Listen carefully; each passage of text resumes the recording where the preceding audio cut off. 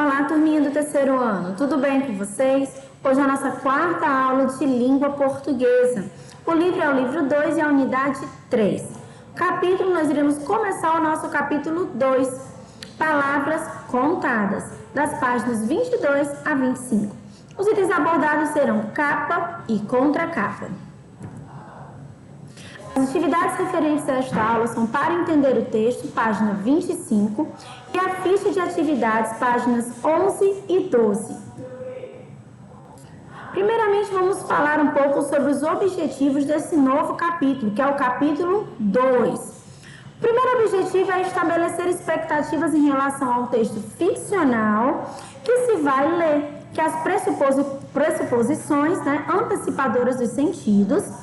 Próximo é identificar efeito de sentidos produzidos pelos recursos expressivos gráficos, visuais, como capa e contracapa de um livro. Identificar um cenário, personagem central, o conflito gerador e resolução nas histórias que são narradas, que são os elementos de uma narrativa. Aprender a intertextualidade como um recurso para a produção de sentidos em narrativas ficcionais, ou seja, a gente vai falar um pouco mais sobre essa questão da intertextualidade novamente. Diferenciar textos com narrativas ficcionais e textos que trazem relatos reais. Identificar também marcadores temporais. A gente tem um pouco sobre marcador temporal na aula de redação, mas vamos ver novamente. E lógicos em uma narrativa. Compreender o uso e a função do adjetivo, que é uma classe gramatical, e produzir contos com base em contos conhecidos, ou seja, nós vamos aprender a reescrever contos. Página 22, capítulo 2, palavras contadas. Então aqui nós temos, gente, algumas coisas que nós iremos ver durante o estudo do capítulo 2, né? A questão de estrutura de um conto, né? Falar um pouco sobre os contos de fadas tradicionais e como eles podem ser transformados em outros, ou seja, quando eles são reescritos. Vamos também falar como é que são construídos os textos de ficção, né? De uma forma diferente, porque nós vamos comparar um texto fictício com um texto real, né? Que traz relatos reais. E além disso, nós vamos conhecer marcadores temporais, que ajudam muito na hora de escrever um texto, né? Ele facilita essa questão de iniciar um novo parágrafo. Página 23, conversa vai. Aqui, gente, nós vamos observar algumas ilustrações. Eu coloquei aqui algumas das ilustrações que estavam presentes nessa página, tá? E isso vai trazer o quê? Quando você olha para essas imagens, o que você pensa? Né? São que tipo de histórias? Podemos perceber aqui que nós temos contos clássicos infantis, que muitas pessoas já conhecem. Chapeuzinho Vermelho, aqui embaixo Alice no País das Maravilhas, a Cinderela. Vocês conhecem algum desses contos? Se eu não tivesse falado o nome, se vocês tivessem só olhado para a imagem desses contos, vocês lembrariam que conto era esse? Qual seria esse primeiro conto da abóbora, carruagem em forma de abóbora? Esse segundo que tem a menininha com um capuzinho vermelho? Esse terceiro que tem aqui uma lagarta, um coelho com um reloginho na mão e uma boca, né? Vocês saberiam dizer que contos são esses? Bom, essa da abóbora nós sabemos que é a Cinderela, né? Que a abóbora é transformada em uma carruagem para a Cinderela ir até ao baile. Aqui no segundo nós temos o Chapeuzinho Vermelho, né? Que ela é caracterizada por usar aquela capa com o Chapeuzinho Vermelho. E o lobo logo do lado, ela tá com uma cesta que ela tem que levar para casa da vovó. E aqui embaixo nós temos Alice no País das Maravilhas, o coelho, a lagarta, né? E nós temos também a boquinha, que é como se fosse a boca do gato, que fica falando algumas coisas. Como se ele fosse, em alguns momentos, ele é o narrador do texto. Página 24, conversa vem. Você e os seus colegas vão aprender muitas coisas sobre os contos, né? Inclusive, nós vamos conhecer novas histórias.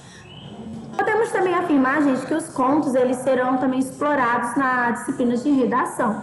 A gente vai estudar características deles, a questão da reescrita, né? Estudaremos também a estrutura, os elementos obrigatórios. Qual é o conto preferido de vocês? Qual é a história que vocês mais gostam de contos? Bom, a minha é Alice no País das Maravilhas. Eu gosto bastante da Alice. E o que conta? que conta nessa história que vocês mais gostam? Já pararam para pensar qual é o enredo dessa história? Onde ela acontece? Quem são os personagens principais? Quando acontece? Quem é o narrador? Para pensar um pouco sobre isso, porque isso vai fazer com que vocês entendam a estrutura e os elementos de um conto. Quando escolhemos um livro para ler, em geral observamos a capa e a contracapa para saber qual é o conteúdo que será abordado nesse livro. Assim, nós podemos ter uma noção, né, se nós vamos gostar ou não daquele livro. Agora nós vamos observar a capa e contracapa de um livro. Então, olha só, gente. Primeira coisa, quando você vai comprar um livro, tem vezes que você vai comprar um livro, você já conhece ou alguém te indicou. Mas tem vezes que não. Você entra numa biblioteca, numa livraria, e aí você começa a ver livros. E aquele que tem uma capa, né, interessante, aí você lê a capa, olha a contracapa, você acaba vendo qual é o assunto que vai ser abordado. Muitas vezes nós compramos, tendo como base a capa e a contracapa daquele livro. Então, isso é um fator realmente atrativo, ou seja, é algo que pode atrair um leitor para aquela história. Então, vamos lá. Aqui nós temos na página 24, eu coloquei só um pedacinho, porque a letra é bem pequena, fica difícil até de a gente ver. Quem não conhece a história de Chapeuzinho Vermelho? Qualquer criancinha de colo conhece. Mas quem é que sabe que história é essa de um dragão que morava na lua até que uma feiticeira o convidou para uma missão na Terra? Você conhece? E se você soubesse que esse dragão, além de outros personagens, faz parte de histórias muito conhecidas, só que estão contadas nesse livro de uma maneira completamente diferente, de um jeito que você nunca viu, você ficaria com muita vontade de ler esse livro? Olha só, gente, se você olhasse para essa capa desse livro, nessa contracapa, e aí você fosse olhar essa historinha, esse resuminho da história, vocês iam ter vontade de ler esse livro? Ele está falando aqui que tem personagens, né, que estão participando dessa história, que são personagens conhecidos. Mas esses personagens conhecidos, eles estão numa história completamente diferente, né? O dragão, a gente pode perceber que o cara com um rostinho de sapo, né, esse personagem, são personagens de histórias conhecidas. Mas essa história aqui é uma história completamente diferente. Esses personagens estão participando de uma história diferente. Que história é essa? Aqui nós temos a capa completinha com a contracapa, né? A ilustração é do Pepe Casals e o livro é do Flávio de Souza. Aqui em cima nós temos, acho que é a Companhia das Letrinhas, não dá para ver muito bem porque está bem pequena a letra, que eu creio que seja a editora que publicou esse livro. Página 24 para saber mais. Capa. Bom, gente, a capa ela tem que conter o nome do autor, o título do livro. A capa ela pode ser de diversos materiais. Nós temos alguns livros que vêm, por exemplo, em edições especiais, que trazem uma capa brilhosa, uma capa dura, né, que são às vezes livros de colecionadores. E temos livros que têm aquela capinha mais maleável, mais molinha, né, uma capinha mais simples. Contracapa. A contracapa é a parte de trás do livro, tá? Normalmente ela vai contar um pouco da história, vai trazer um resumo da história, para você saber o que a história vai falar, vai contar. E pode trazer também algumas curiosidades. Geralmente essa contracapa, esse resumo, ele vai trazer algumas curiosidades, um resuminho do livro, que vai tentar atrair o leitor para comprar aquele livro. Bom, gente, aqui eu coloquei um exemplo, né, de como seria uma capa e uma contracapa e o que está escrito nessas capas, nessas contracapas desses livros, né? Podemos perceber que tem uma numeração e eu vou dizer o que é cada um desses números, tá? Desses elementos. Vamos lá. O número 1, que no caso está na capa, tem um nome aqui, título, né, bem grande, ele deve chamar a atenção do leitor. Por quê? É o título, é o nome do livro e ele tem que instigar a curiosidade do leitor. Ele tem que trazer um título bem chamativo, que deixa o leitor curioso para poder comprar aquele livro, né? Logo abaixo do título você tem um subtítulo. Nem todo livro tem um subtítulo, mas alguns têm. No subtítulo você vai dar elementos ao leitor para compreender melhor o título. Ou seja, é como se ele fosse um complemento do título, né? Fazendo com que a pessoa entenda um pouco mais sobre o que o livro está falando. No número 3, que é aqui em cima, né, nós temos o autor, que é o nome do autor, a pessoa que escreveu aquele livro. 4, nós temos aqui a tal da chamada, frase de chamada. É um elemento opcional, tá? Nem todos vão ter, né? É opcional, vai depender do autor. É um texto de reforço, uma frase, né, de reforço sobre as qualidades do livro. Vai mostrando por que o leitor tem que comprar, ele deve comprar esse livro. Então, vai trazendo as qualidades do livro. No 5, nós temos a marca, o logotipo da editora, né? Ou seja, o nome, a marcazinha, como se fosse o símbolo da editora. No 6, nós temos o que nós chamamos de lombada. A lombada, ela vai trazer 3 elementos, tá? Que é essa parte aqui do meio do livro.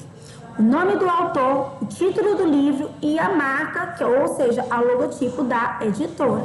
Então, essa lombada, que é essa parte aqui do meio do livro, né? Ela vai trazer esses 3 elementos. O 7º é o texto da 4ª capa, que é aquele texto focado na transformação que o livro pode trazer para a vida pessoal, profissional do leitor. É o famoso resuminho do livro, né? O 8, que é mais aqui para capa, pontinha, é o texto que a gente chama de primeira orelha. Nesse texto de primeira orelha, gente, ele vai enumerar os assuntos que são tratados no livro, citando até os capítulos principais. Também não é um elemento obrigatório, tem livro que não traz isso. O 9º é o texto da segunda orelha, que é a orelha da parte da contracapa, né? E vai trazer uma biografia resumida do autor. A foto do autor, ela é opcional. Você pode colocar que é foto do autor e escrever a biografia, mas nem todo mundo vai colocar a foto. O 10, que é aqui mais abaixo da contracapa, nós temos o código de barras. Nesse código de barras é como se fosse a identificação do livro e tem 13 dígitos. Página 25, vamos para a nossa atividade para entender o texto. Primeira questão. Esse livro tem histórias reais ou imaginárias? Bom, a gente pode perceber, gente, que ali são histórias imaginárias. E como é que a gente percebe isso, né? Primeiramente pelo título do livro, pelo texto que está na contracapa, pelas ilustrações, nós vemos que são personagens imaginários, né? Segunda questão. Observe as ilustrações da capa e da contracapa. Há personagens que lembram histórias que você conhece? Bom, vocês podem lá olhar, né? Mas a gente percebe que tem alguns personagens conhecidos. Tem um Pinóquio, um menininho com carinha de madeira, tem um lobo mau. Se vocês conhecerem outros personagens que vocês viram nessa capa ou na contracapa, podem colocar aqui. Terceira questão da página 25. Quando vamos a uma livraria para escolher um livro, costumamos olhar para a sua capa e contracapa para saber seu conteúdo. Que informações sobre o livro da página 24 são adiantadas na contracapa do livro? Bom, primeiramente ele fala que o livro é sobre personagens de histórias conhecidas e que essas histórias serão contadas de uma maneira completamente diferente da maneira que todo mundo conhece. Quarta questão. Quando observamos o livro e lemos a sua capa e contracapa, é possível descobrir do que trata a história. Vocês acham que é possível descobrir só olhando para a capa e para a contracapa? É uma resposta pessoal. Quinta questão. Acompanhado de seus colegas e do professor, no caso vocês vão falar isso com os familiares, né? Vá para a biblioteca da escola e escolha um livro para observar. Gente, vocês podem pegar um livro que vocês têm em casa. Se vocês não conseguirem um livro que tem em casa, não tem nenhum livro em casa, pode pegar o paradidático, tá bom? Se não quiser pegar o paradidático, pode pesquisar um livro na internet. Depois você vai registrar as informações que você conseguiu observar só olhando a capa, tá bom? E a contracapa. Agora nós iremos para a ficha de atividades, vamos corrigir a página 7. Leia a biografia a seguir. Biografia de Toquinho, Dilva Frazão. Toquinho é um cantor, compositor e violonista brasileiro. É conhecido pelas parcerias musicais com o poeta Vinícius de Moraes. É um dos grandes nomes da música popular do país, famosa MPB. Toquinho nasceu em São Paulo no dia 6 de julho de 1946. Filho de Antônio Pesce e da diva Bondeoli Pesce, descendentes de italianos. Iniciou seus estudos no Colégio Sagrado Coração de Jesus, de padres salesianos. Por ser uma criança pequena, era chamado pela mãe de Meu Toquinho de Gente, o que acabou sendo seu nome artístico. A música começou a entrar em sua vida ouvindo os discos que seu pai comprava, entre eles Luiz Gonzaga, Ângela Maria, Francisco Alves, Orlando Silva, o trompetista Rei Anthony, a orquestra de Rei Conif, entre outros. Influenciado por João Gilberto e Carlinhos Lira, teve suas primeiras aulas de violão com a professora Dona Aurora, que já via em Toquinho um grande talento. Teve aulas de violão com Paulinho Nogueira e de violão clássico com Isaías Sávio. Iniciou sua carreira em apresentações musicais em colégios e faculdades, mas foi nos shows promovidos pelo radialista Walter Silva, no Teatro Paramount, que o cantor se profissionalizou. Em 1969, passou 7 meses na Itália com Chico Buarque e participou da gravação de um disco em homenagem a Vinícius de Moraes. Vinícius, admirado com o violão de Toquinho, convidou um músico para acompanhá-lo numa temporada na Argentina.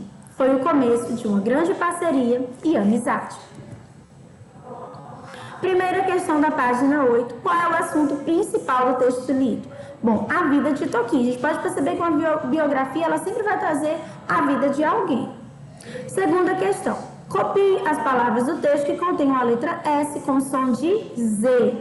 Compositor, musicais, salesianos e apresentações.